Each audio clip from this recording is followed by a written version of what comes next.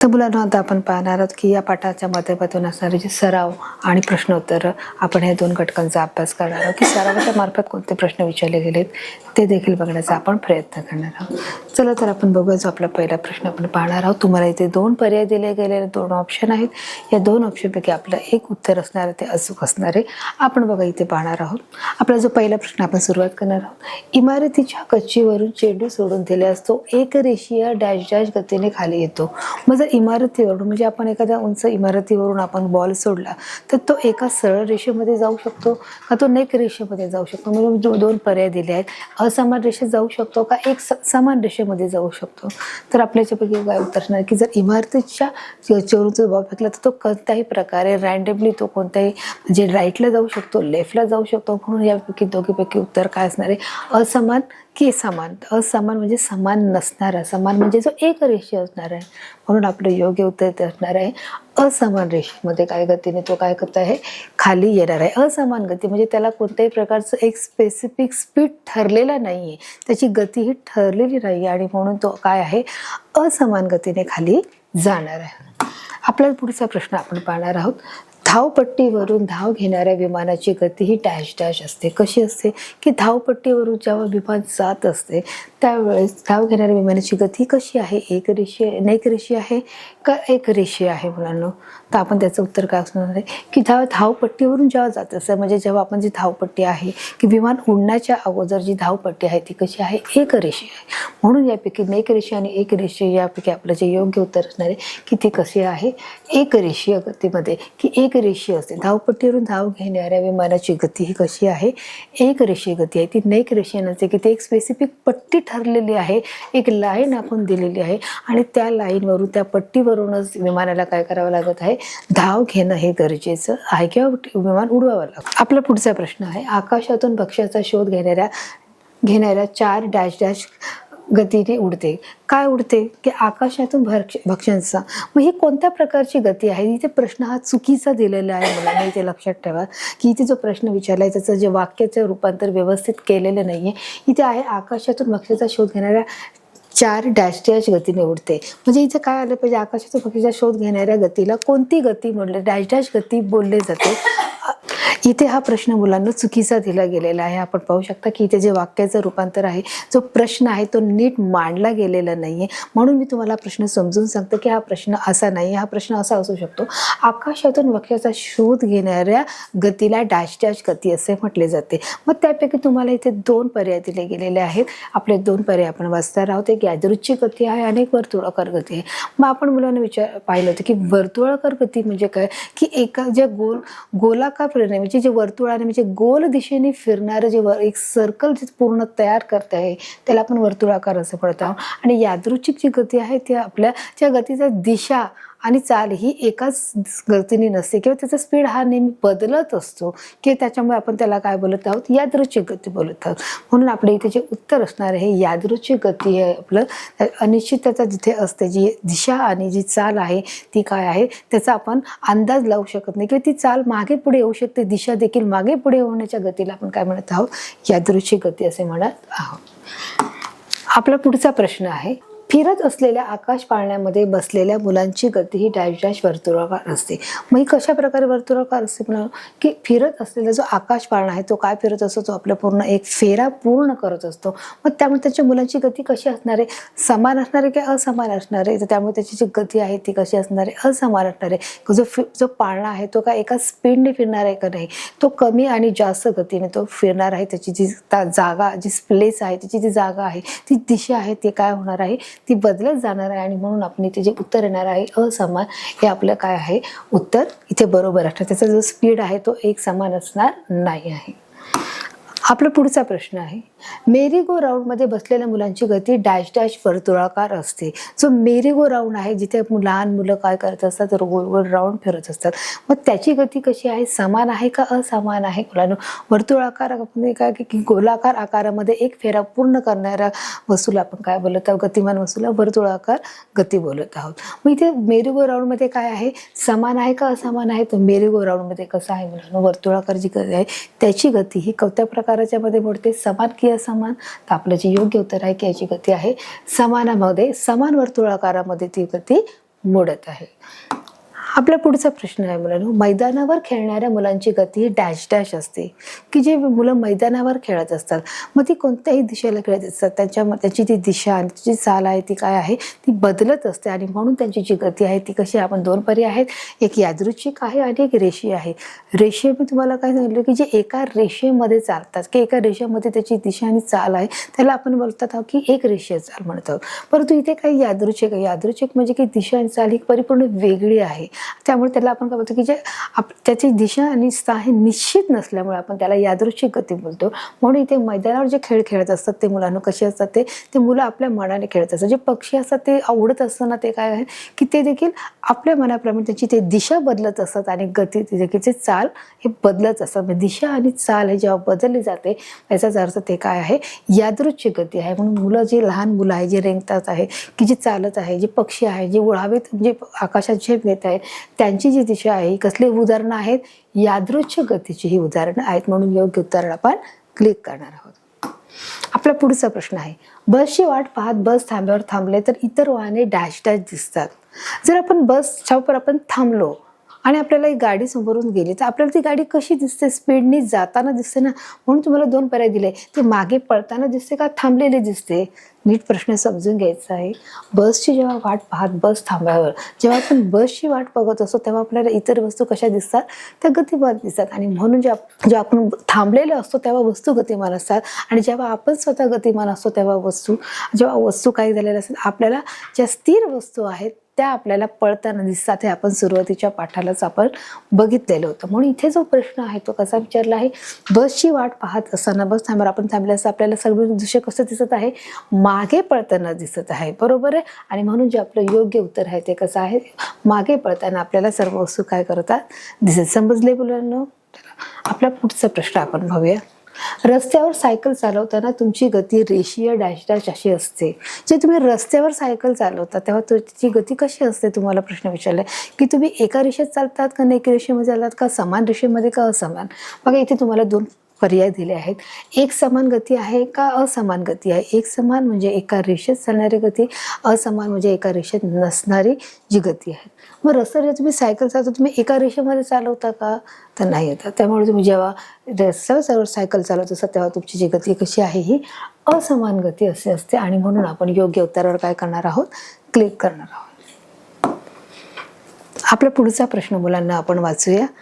ढोल किंवा तबल्याचा कंप पावणारा पडदा हे डॅश डॅश याचे उदाहरण आहे.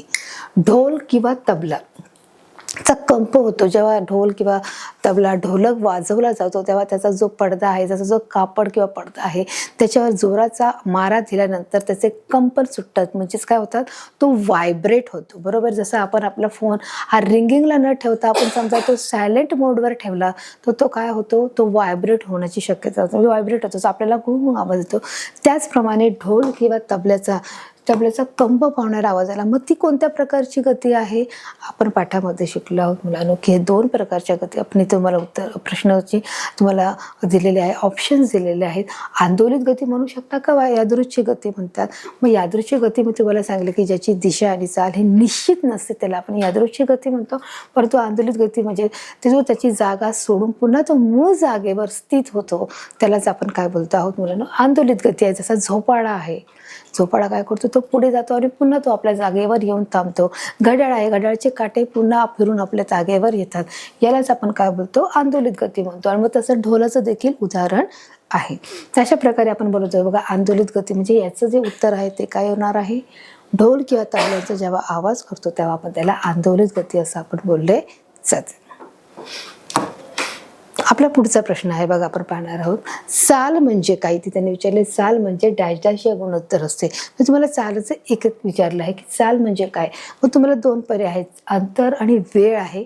त्याचप्रमाणे वेळ आणि वेग आहे. तर आपण जे एकक काढलं होतं की चाल बरोबर काय आहे, अंतर म्हणजे बसला लागणारे अंतर आणि लागणारा वेळ किती आहे. चाल बरोबर बसला लागणारा कालावधी आणि अंतर पार केलेले अंतर. मग अशा प्रकारे आपलं काय उत्तर येणार आहे, अंतर आणि वेळ हे आपलं योग्य उत्तर असणार आहे. तर अशा प्रकारे मुलांना आपण बघा, सरावाच्या मार्फत प्रश्नांची उत्तरं घेतलेली आहेत. जे 10 प्रश्नाची उत्तरं आपण बरोबर दिलेली आहेत आणि त्याच्यापैकी जे प्रश्नाची उत्तरं आपण अचूकपणे पाहिलेले त्याचे आपण ऑप्शन बघितले होते आणि त्याचे जे उत्तर का बरोबर आहे हे देखील मी तुम्हाला चित्रकणाच्या स्पष्टीकरणाच्या माध्यमातून समजून सांगितलं आहे. आता आपण प्रश्न उत्तरं बघणार आहोत. प्रश्न उत्तराच्या माध्यमातून काही मुलांना लघुत्तरी प्रश्न आहेत, काही दीर्घोत्तरी प्रश्न आहेत, ते देखील आपण बघण्याचा प्रयत्न करूया. आपण बघा पाहणार प्रश्न उत्तराचा जो आपला पहिला भाग आहे. बघा, इथे जो आपला पहिला प्रश्न आहे, रेषीय गतीचे 2 प्रमुख प्रकार कोणते आहेत? ते रेषीय गतीचे कोणते 2 प्रकार आहेत? मग आपण पाहिलं होतं की रेषीय गती म्हणजे एक असमान गती आहे आणि एक समान गती आहे. म्हणून बघा आपण याच्यामध्ये पाहणार आहोत रेषीय गतीचे 2 प्रकार पडतात. एक रेषीय एकसमान गती आणि रेषीय असमान गती असे त्याचे 2 प्रकार पडतात. मग याच्यामध्ये देखील मुलांना रेषीय गतीमध्ये देखील पडतात असमान गती आणि रेषीय गतीमध्ये गतीचे 2 प्रकार आहेत, रेषीय गती आणि अनेक रेषीय गती. मग रेषीय गतीचे देखील किती आहेत? असमान गती आणि समान गती. मग याचे देखील आपण प्रकार पुढे बघणार आहोत. जे अनेक रेषीय आहेत त्याचे तुम्हाला प्रश्न पुढे विचारलेला आहे. आपला पुढचा प्रश्न बघा, नैक रेषीय गती म्हणजे काय? तर त्यांनी सांगितलं की नैक रेषीय गती म्हणजे जे एका रेषेत नसलेले किंवा एका सरळ रेषेमध्ये न जाणारे, आपण त्याला काय बोलणार आहोत तर नैक रेषीय गती. म्हणजे बघा इथे काय दिलं, एका सरळ रेषेत न जाणारे, एका सरळ रेषेत न जाणाऱ्या वस्तूच्या गतीला, जे एका सरळ रेषेत न जाणारी जी वस्तूची गती आहे त्याला आपण काय बोलत आहोत? नैक रेषे बोलतो. जसं पक्षी आहे ते एका सरळ रेषेत जाऊ शकतात का? नाही. लहान मुलं आहेत ते एका सरळ रेषेत जाऊ शकतात का? तर नाही. म्हणजे ही नैक रेषेची काय आहेत? उदाहरणं आहेत. या नैक रेषेचे देखील 4 प्रकार पडतात. हे देखील आपण पाहिलं आहे मुलांना. जसं आंदोलित गती आहे, त्याचप्रमाणे यादृच्छिक गती आहे, त्याचप्रमाणे आपण तशा प्रकारे आपण मुलांना पाहिलं की नैक रेषीय गती म्हणजे एका सरळ रेषेत न जाणाऱ्या वस्तूच्या गतीला आपण काय बोलत आहोत? नैक रेषीय असे गती म्हणत आहोत. मग आपण याची उदाहरणं देखील पाहिलेली आहेत मुलांना. ते देखील आपण चित्रीकरणाच्या माध्यमातून आपण स्पष्ट केलेले आहे. आपला पुढचा प्रश्न आहे मुलांना बघा, इथे त्यांनी विचारले नैक रेषीय गतीचे प्रकार कोणते आहेत? त्याने विचारले की जसं मुलांना पाहिलं गती म्हणजे काय, गतीचे प्रकार किती पडतात. मग रेषीय गतीचे किती प्रकार आहेत? तर 2 आहेत. मग नैक रेषेचे किती प्रकार आहेत? तर ते 4 प्रकार आहेत. जसं आपण पाहू शकतो आंदोलित गती आहे, वर्तुळाकार गती आहे, त्याचप्रमाणे नियतकालिक गती आहे आणि चौथं जे आहे मुलांना आपण पाहू शकतो यादृच्छिक गती आहे. तर हे देखील आपण चित्रीकरणाच्या माध्यमातून समजून घेतलेलं आहे. आपण पाहू शकता बघा इथे लिहिलं आहे आंदोलित गती आहे, वर्तुळाकार गती आहे, नियतकालिक गती आहे आणि यादृच्छिक गती आहे. असे नैक रेषेचे किती प्रकार पडतात मुलांना? 4 प्रकार पडतात. मग हे देखील मी चित्रीकरणाच्या माध्यमातून सांगितलं आहे. चालीची व्याख्या सांगा. चालीची व्याख्या काय? एकक कालावधीमध्ये वस्तूने पार केलेल्या त्या वस्तूच्या अंतरास काय म्हणत आहे? चाल असे म्हणतात. बघा आपण इथे दिलंय चालीचं, आपण बरोबर एकक प्रमाण देखील सांगितलं आहे. चालीचं एकक प्रमाण आहे किलोमीटर आहे, मीटर आहे, तास आहे, सेकंद आहे. हे देखील आपण पाहिलेलं होतं. बघा इथे काय दिलं आहे? एकक कालावधीत वस्तूने पार केलेल्या अंतरास त्या वस्तूची काय म्हटलं आहे? चाल असे म्हटले आहे. ही चालीची काय झाली आहे? व्याख्या आहे. मग चालीचं गुणोत्तर देखील मुलांना आपण पाहिलं होतं की चालीचं गुणोत्तर कशा प्रकारे आहे? बघा चाल म्हणजे इथे चाल दिलेली आहे. चाल बरोबर काय? पार केलेलं अंतर. पार केलेलं अंतर किती? म्हणजे आपण सांगितलं की सोलापूरहून जर पुण्याला जायचं असेल तर ते किती मीटरचं अंतर आहे मुलांना? ते 400 समजा मीटरचं अंतर आहे. मग ते पार करण्यासाठी किती तास लागले? ते करण्यासाठी 5 तास लागले. म्हणून काय होऊ शकतं? चाल बरोबर 400 भागिले किती येणार आहे? 5 येणार आहे. तर अशा प्रकारे हे काय असणार आहे? चालीचं एक प्रकारे गुणोत्तर असणार आहे. म्हणून आपलं एकक काय असणार आहे? एकक किलोमीटर आहे, तास आहे, मीटर आहे आणि सेकंड आहे. तर अशा प्रकारे आपण किती किलोमीटर अंतर आहे म्हणून ते किलोमीटरचं अंतरचं आहे. त्याचप्रमाणे किती तास लागले, किती मिनिट लागले, त्याचप्रमाणे किती मीटर, किती सेकंड लागले याचं देखील आपण काय करत आहे? आपण एककामध्ये त्याचं प्रमाण मोजत आहोत. म्हणून आपण पाहिलं चालीची व्याख्या काय आहे तर आपण पाहिलं आहे. त्याचप्रमाणे चालने अंतर केलेलं जे गुणोत्तर आहे ते देखील आपण याच्यामध्ये पाहिलेलं आहे. आपला पुढचा प्रश्न आहे, आकाशात उडणाऱ्या पक्ष्याच्या हालचालीमध्ये कोणत्या प्रकारची गती दिसतात? जे आकाशामध्ये जे उडणारे हर एक प्रकारचे जे पक्षी आहेत त्याच्यामध्ये मुलांना यादृच्छिक गती ही आपल्याला दिसते. कारण यादृच्छिक गतीमध्ये ज्यामध्ये दिशा आणि गती हे काय नसतं? निश्चित नसतं. आणि म्हणून आपल्याला ती कोणती गती आहे? यादृच्छिक गती आहे. रेषीय गती, आंदोलित गती व यादृच्छिक गती. बघा इथे की म्हणजे काही ज्या पक्षी आहेत ते कसं एका रेषेमध्ये देखील उडतात, परंतु काही असतात त्या एका रेषेमध्ये उडत नाहीत किंवा त्यांची दिशा आणि स्थान हे निश्चित नसतं, म्हणून ते कोणताही यादृच्छिक गती आहे. आंदोलित गती म्हणजे काही पक्षी उडून पुन्हा त्याच जागेवर जातात, म्हणून त्याच्यामध्ये 3 प्रकार मोडले जातात. एक रेषीय गती, त्याचप्रमाणे आंदोलित गती आणि यादृच्छिक गती, अशा 3 प्रकार याच्यामध्ये मोडले जातात. म्हणून आकाशात उडणाऱ्या पक्ष्यांच्या हालचालीमध्ये आपल्याला 3 प्रकारच्या आपल्याला गती आढळतात.